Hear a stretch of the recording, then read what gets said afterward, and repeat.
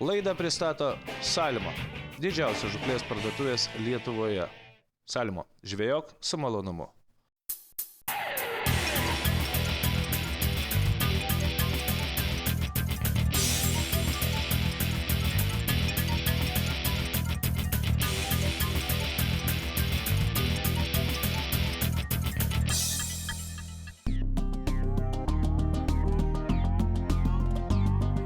Sveiki visi žiūrintys laidą Vienam gali kablys, sveikas Dainiau. Labas.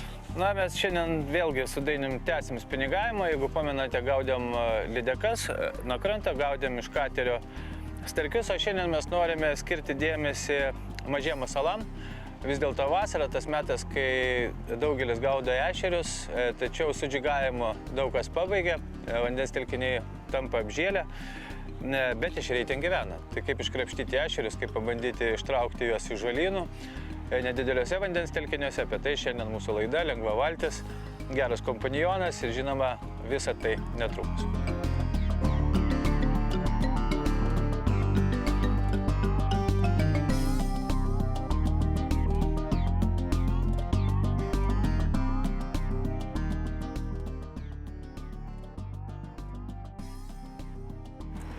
Šiandien mūsų rankose lengvi žūklės įrankiai, tiogos, apie įrankius aš papasakosiu. Vieni geriausių Team Salmo kūrinių, kurie man labai patinka, kuriais aš gaudavau jau daugelį metų, ne vienerius ir ne du. Bet idėja šiandien kokia? Šiandien bandysim gaudyti kitaip, aš bandysiu gaudyti wobleriais, nedideliais wobleriais, skirtais ešerių žūklė, aišku, niekas neprieštaraus, jeigu ant jų užkibs lydeka. Tai va, bus nedideli wobleriai, Dainius tuo tarpu bandys gaudyti guminukais ir mes žiūrėsime, kuom skirsis. Aš nesakau, kad jeigu rasim ešerius kažkur giliai žaliai, tai aš ten ir gaudysiu su wobleriais, reikės ir man pereiti į gumą, bet kol kas bandysim būtent skirtingai, kad būtų įdomiau ir pažiūrėsim, kokie bus rezultatai. Nedideli wobleriai tai yra maži krenkučiai, kuriuos aš naudoju šapalų žvejybai, lygiai taip pat puikiai tinka ir ešerių žūklei. Ir nedideli tvičinginiai wobleriukai. Vasaros ir anyros. Štai tokie nedidukai, gražus wobleriukai, kuriais mes šiandien pradėsim gaudyti, bandydami išlupti galbūt didesnį ešerį, nes vis dėlto dabar vasarą ešerių taikinys yra pakankamai stambus mailis. Jeigu mes kalbam apie didelį ešerį, nors aš nežinau, ar čia iš vis yra didelių ešerių. Bet kodėl nepabandyti, todėl ruošiamės įrankius ir žiūrėsim. Dainius tuo metu ruošia gumą savo.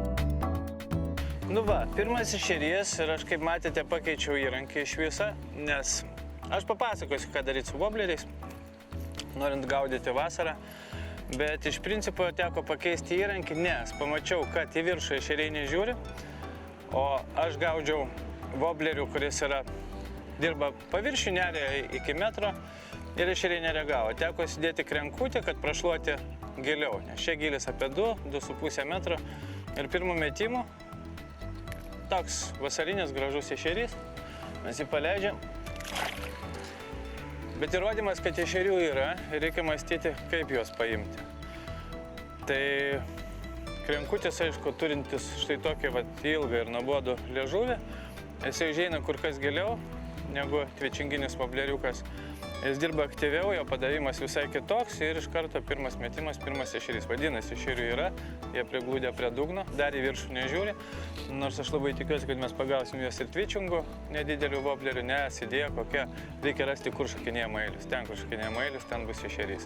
Dabar dar tokia diena lyg apsiniaukusi, vidurdienis, galvoju, kad į vakarinę pusę mes rasim tą mailio užšokį ir tada bus gal.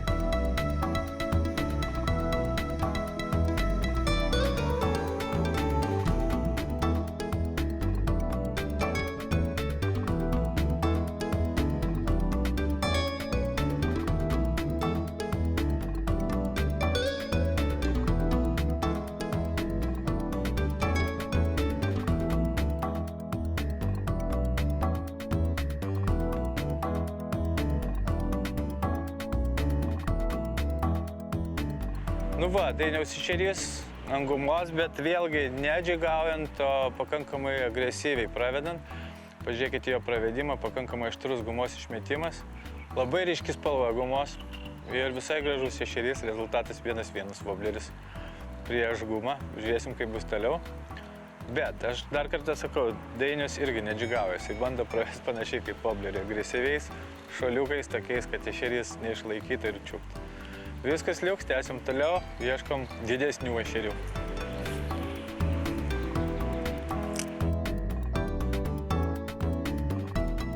Tai tą progą aš dabar papasakosiu apie šitą kotą ir tokio tipo masalus.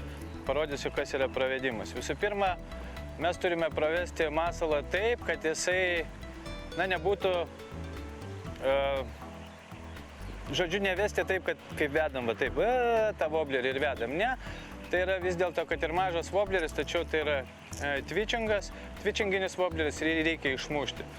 Automatiškai šiandien mano arsenale Anyros 5 cm, 4,9 ir Basaros 7-tukai. Tai tokiam masalui jau reikia kietesnio koto. Vienas iš tokių aš rekomenduočiau iki 12 gramų, štai tokią tioką. Nuo 1,5 iki 12 gramų tai pakankamai aštrus ir kietas kotas. Aš su juo gaudau dideliom gumom, stambesniem gumom ešerius. Ir idėja kokia? Pavyzdžiui, metat ir žiūrėkit, ką darai su kotu. Tiesiog užmetat štai tokiu pratempimu, užskandinat woblerį ir pravedimas gaunas štai toks. Lengvas woblerio padaužimas. Opa, buvo dar vienas kibimas. Štai taip, tirkšt, suteikiat wobleriui žaismą, kad jisai neplauktų paprastai, bet tiesiog darytų aiškius, konkrečius judesius su pauzėm į šonus ir kad ešeriui tai atrodytų kaip pasibaidęs mailius, nedidelė žuvelė ir būtent tokių variantų žuvis kimtų. To aš jį pagausiu, nes jeigu jisai vargštelėjo, jisai turi paimti. Gal buvo mažesnis. Pakšt yra. Taip, mažesnis. O dabar tvičinginis ešerys ant tvičingo koto. Kodėl dabar aš vėl pakeičiau krenką? Dėl to, kad ten, pažiūrėjau, sėkliukas suraibuliavo šiek tiek mailiukas, vadinasi, šitie plėšikai jį pabaidė. Ir automatiškai aš pagalvojau, kad krenkas gal praeis per giliai, ten žolės, negilu ir reikia pravesti virš wobleriuką. Rezultatas tampa 2-1.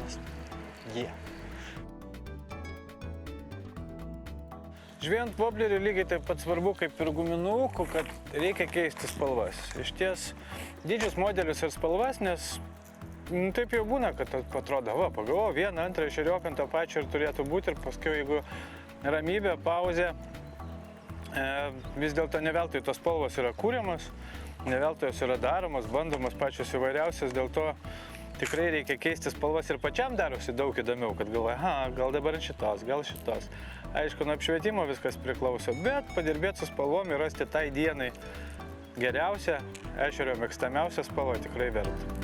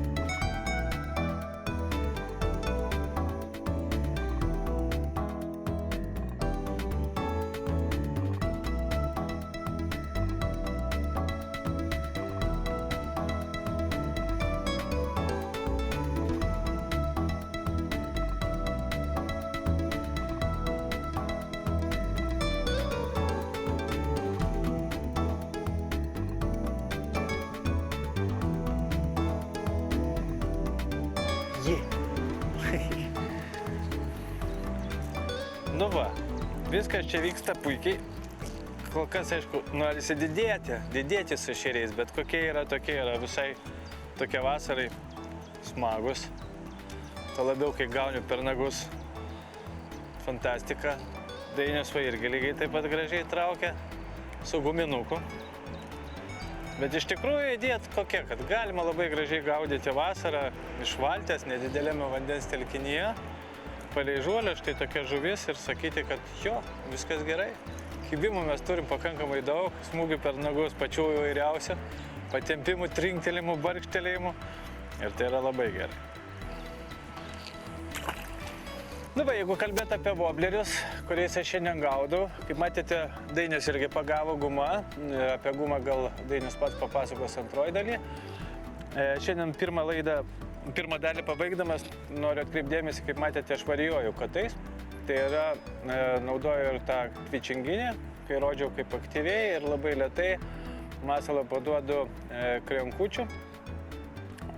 Gal antroji daly papasakosiu, kaip gaudyti krenkais. Bet idėja kokia, kaip matėte, vobleriai iš tikrųjų skiriasi. Ešerio twitchingui vobleriai yra minau stiliaus. Šiandien, kaip jau sakiau, mes gaudam anyrom ir bazarom, daugiau anyrom, mažesnis vobleris. Aišku, jeigu išeis didesni ešeriai kažkur, tai mes jos pamatysim, naudosim ir didesnį variantą. Na, o krenkučiai, kaip matote, tikrai labai skiriasi nuo voblerių ir nuo twitchinginių voblerių, nuo minau klasės. Jie, kaip matote, turi ilgus liežuviukus ir jie yra labai aktyvus, labai purtantys savo kūną. Ir taip ir aš varijuoju. Jeigu aš jaučiu, kad twitchingui aš gaunu vieną kitą smūgelį, ešerys nėra aktyvus šiandien kol kas, tai iš karto aš imu kitą kotą ir tada paduodu jam labai gražiai krenkutį ir tada būna kibimas. Arba nebūna. Žodžiu, idėja tokia, kad geriau varijuoti dviem variantais, kad rastumėte. Tuo labiau, kad krenkas eina giliau, šiek tiek užneria giliau. Ir jeigu ešerys nėra aktyvus, tūno prie dugno, tai krenkučių jisai greičiau jį pasigaus ir pasikels jį. Tai tokia mūsų pirma laidos dalis. Manau, antroji bus dar įdomiau, planuoja čia lietų visokias nesąmonės, tai mes to ir laukiam. Jūs ilsėkitės ir susitiksim antroji laidos daly.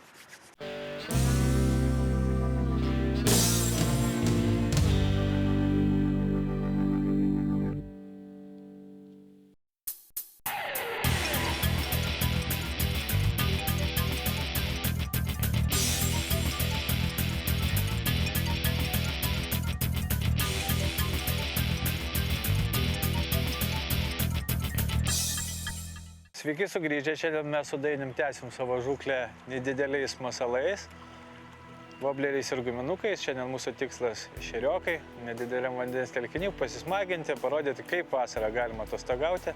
Jeigu galit, kolego, užmeskite jau inkarą, kaip galima atostogauti ir, pavyzdžiui, ne visą laiką reikia džiugų gaudyti ešerius. Galima jas gaudyti visai kitaip ir, kaip matėt, pirmoji daly, žvejyba, kad ir guminukų, kad ir voblerių yra kitokia. Ir guminukas yra paduodamas kitaip, ir vobleris, taip kad tęsime, žiūrėsime, kaip seksis mums toliau. antroji daly ir lauksime, kad ežeriukai būtų dar aktyvesni.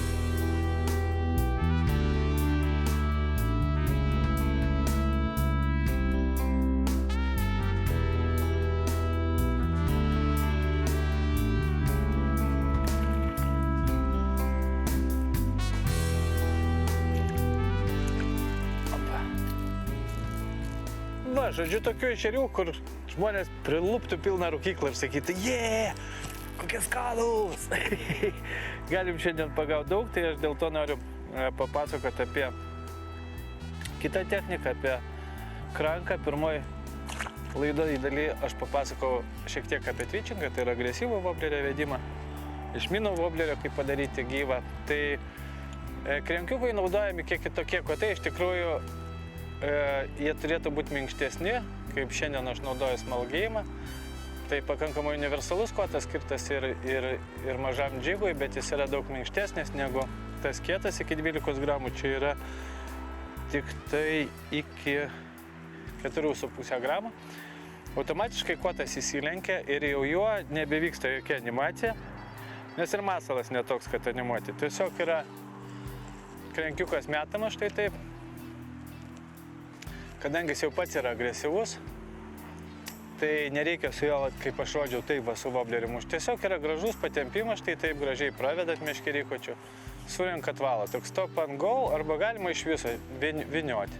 Aš tai mėgstu šiek tiek panimuoti masalą štai taip, bet labai švelniai, kaip matote, nes pats krenkas ir jo lopetėlė, nosies dirba labai agresyviai ir dar jeigu ten mes jį pradėtumėm staigiais tokiais daužyti, tai iš tikrųjų būtų nesąmonė, dėl to kaip tik, kaip matote, paduodama štai tokiais švelniais judesiais ir tada būna kibimas. Ir kaip jau sakiau ir pirmoji laidos daly, taip ir dabar pasikartosiu, pagaudai twitchingu arba randi gilesnę vietą, ten, kur ešerys galbūt nėra aktyvus, tada labai gražiai paduodi krenkutį, kuris eina šiek tiek giliau, jisai pats iš savęs virpa ir taip išprovokuoja ešerį. Tai va tokie skirtumai tarp mino woblerio ešeriui ir krenko padavimo.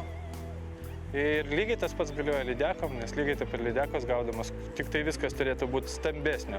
Tai yra ir krenkinis kotas, ir krenkas turi būti didelis, apvalus, storas.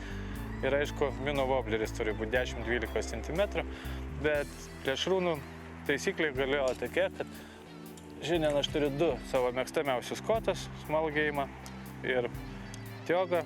Nuo 1,5 iki 12 ir nuo 0,4 iki 5 gramų. Taip jie man puikiai tinka ešerių žvejimui. Aš galvoju, kad dainių metas papasakoti, kaip jūs gaudo gumą, nagai, slagai, joko šeikeriai, plaukiančios gumos ir jų padavimas yra šiek tiek kitoksai, to labiau, kaip jau sakiau, čia yra kliuvinių, žolių ir vasarą iš tikrųjų ežeruose daug yra sužėlę ir gaudyti paprastų džiugų ir džiugauti praktiškai daug kur neįmanoma ir net neįdomu. Tai Dainiau turbūt daugiau apie tai, ką tu šiandien naudoji ir kodėl. Šiandieną Paulius gaudo su wobleriukais, aš turiu visą dieną gaudau su plaukiančiom gumom. Tai yra, noriu pabrėžti plaukiančiom gumom. Kas yra gerai, tokiam, kaip mes esame nedideliam vandens telkinyje ežeriuke, šitos plaukiančios gumos imituoja besimaitinančią žuvelę. Reikia turėti omeny, kad jos nuo dugno pakyla į viršų. Jeigu sugebėsite gražiai pravedinėti, kaip matėte, agresyviau, tiesiog tokiais trumpais pravedimais, stuktelėjimais, jos ir imituoja tą žuvelę. Dėl spalvų, tai čia šiandien aš nemanau, kad mums čia verta kalbėti, nes pagrindė šiandieną sudirbo, tai matėt patys, tai oranžinė, geltona, balta, bet kiekvienam vandens telkiny kiekvieną dieną bus skirtingai. Tai čia akivaizdu, kas įspūdingai gerai dirba iš tikrųjų, tai būtent ta plaukianti guma. Spalvos, kurios yra pritaikytos, paimkite tą, prieš saulę, jinai iš tikrųjų vandenį labai gražiai spindi. Reikia neužmiršti. Tai va, tai čia šiandieninis krūvas, oranžinis, puikiai dabar veikia. Principas toksai dedamas yra offsetinis kablys, aš jį slepiu. Vis dėlto žolių labai daug yra, tiek ant dugno visur, jisai pasislepia gražiai, matot įpilą. Problemų visiškai nekyla, šiokių kliuvinių nieko aš nejaučiu, aš nieko neturiu. Labai gražiai darbuojas. kulvirstukas, ką jisai duoda papildomo, tai vis dėlto nepamirškime, plaukianti guma, jinai laisviau juda. Čia šiuo atveju kalvakablis aš nemanau, kad būtų pats geriausias variantas. Tai mano pasirinkimas matau, kad veikia puikiai, nes nuo Pauliaus voblerių mes praktiškai neatsiliekam, dupletais gaustam.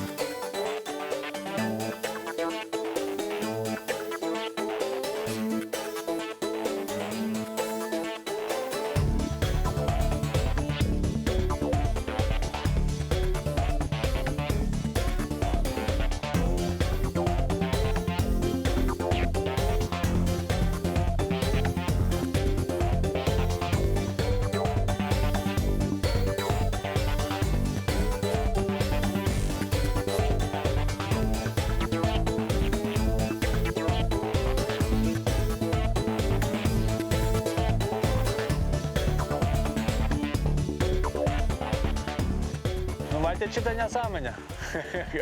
Dainius traukė ešerį, šeriuką, kokius mes šiandien gaudom. Ir tą šeriuką atsvėrė visai gerai lydeka. Matėsi, kaip vinčia vaikščio, kokį 2 kg mažiausiai. Ir prie pat valties pamisižiau, ir paleido. Čia ir tai geras, ar ne? Nesąmonė, bet gera. Super, dėl tokių momentų verta žvejoti, galvoti kažką, jausti, tokia nesąmonė ir tu galvoji. Nu va, turėjau gyvenimo nuotykį kažkokį, šios dienos nuotykį ir labai neblogą. Tai va, Dainiau, ar tau patiko tokia nedidelių ešerių, bet labai aktyvi žūklė? Šiaip fainai, žinot, vasara gerai. Vasara gerai iš tikrųjų ir visiškai nesvarbu, ar lyja lietus ar nelyja, netgi kai pradėjo lyti lietus, žuvis tapo daug aktyvesnės, jos pradėjo kibti ir vos ne kiekvienu metimu gavosi. Ten meti trauki, tiesiog, kad šiandien dydžio didesnio neradom, vadinasi, galbūt ir tie šalčiai įtakoja prieš tai buvę lietus, o gali būti, kad ir šiaip vandens telkinys nėra didelių ešerių. Eldorado, dėl to tie tokie vidutiniokai užvaldė, bet iš tikrųjų žvejoti, kaip supratote, galite įvairiais būdais, galite gaudyti vobleriais guma, svarbiausia jungti fantaziją, nestovėti vietoje ir galvoti apie tai, kad tokios žvejybos visada yra įdomios. Dainiau, ačiū tau už kompaniją, buvo labai smagu. Tiesa, ką jūs ten su Kestu susigalvoja esat su tais ledais? Kažkur visas Facebookas, tarška, barška, kažkas ten ledai, koks ten šūkis jūs atsiradęs? Viskas paprasta. Eikite į Salmo su vaikais. Į parduotuvės. Salmo vaikus vaišina ledais. O tai iš principo netgi tas šūkis kažkaip kas auga kartu? Malonumai auga kartu. Malonumai auga kartu ir supratau, kad vaikam dabar užeiti su tėvais į visas krūtainius vadovauja parduotuvės iš tikrųjų verta, o mes šiandien galvoju, kad pabaigėm, turėjom gerą laiką, nebelaukiam to vakarinio išėjimo, nes atšalimas ir gali būti, kad ešeriai jau dabar nusileis ant dugno ir bus visiškai nebeaktyvus. Bet diena buvo praleista smagiai, išbandyti masalai. Ačiū tau, nei žvyno, nei uodegos. Susitiksim lygiai po savaitės.